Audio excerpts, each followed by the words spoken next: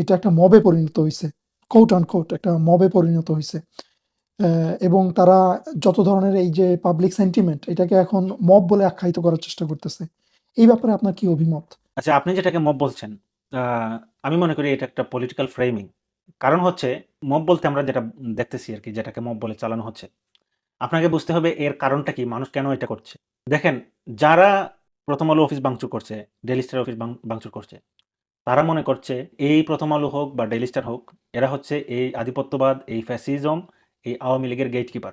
হ্যাঁ? উহু, তো তাদের এই দাবিটা অন্য কোনো প্রতিষ্ঠান, অন্য কোনো দল এটা ওন করতে পারতেছে না। এজন্য তারা নিজেরাই আসছে তাদের এই দাবি পূরণ করতে। তো এটা প্রমাণ করে যে বাকি এই রাজনৈতিক ব্যবস্থা বা রাজনৈতিক যে দলগুলো আছে, তারা দেশের আপামর জনগণকে ওন করতে পারতেছে না। এটা হচ্ছে একটা বিষয়। দ্বিতীয় বিষয় হচ্ছে মানুষ কখন রাস্তায় নামতে বাধ্য হয়? যখন যুগের পর যুগ, বছরের পর বছর আপনি অধিকারহীন থাকবেন। বিচার ব্যবস্থা যখন আপনাকে সঠিক ন্যায় বিচার দিতে পারবে না, তখন কি করবেন? তখন আপনি নিজেই বিচার বিচার আপনার পাওয়ার প্রয়োজনীয়তা অনুভব করবেন। তখন আপনি নিজে আপনি রাস্তায় নামবেন। হ্যাঁ?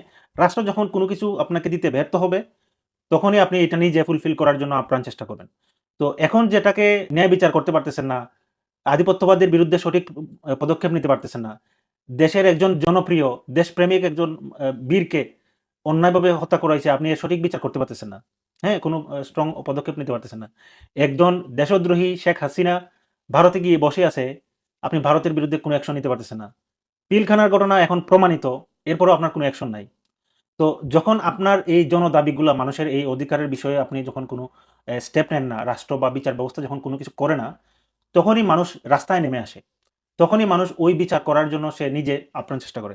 এখন আপনি এটাকে মব বলবেন, উগ্রবাদ বলবেন না কি বলবেন, এটা আপনার ওয়ার্ডিং। এটা দিয়ে আপনি জনগণকে দোষ দিতে পারেন না।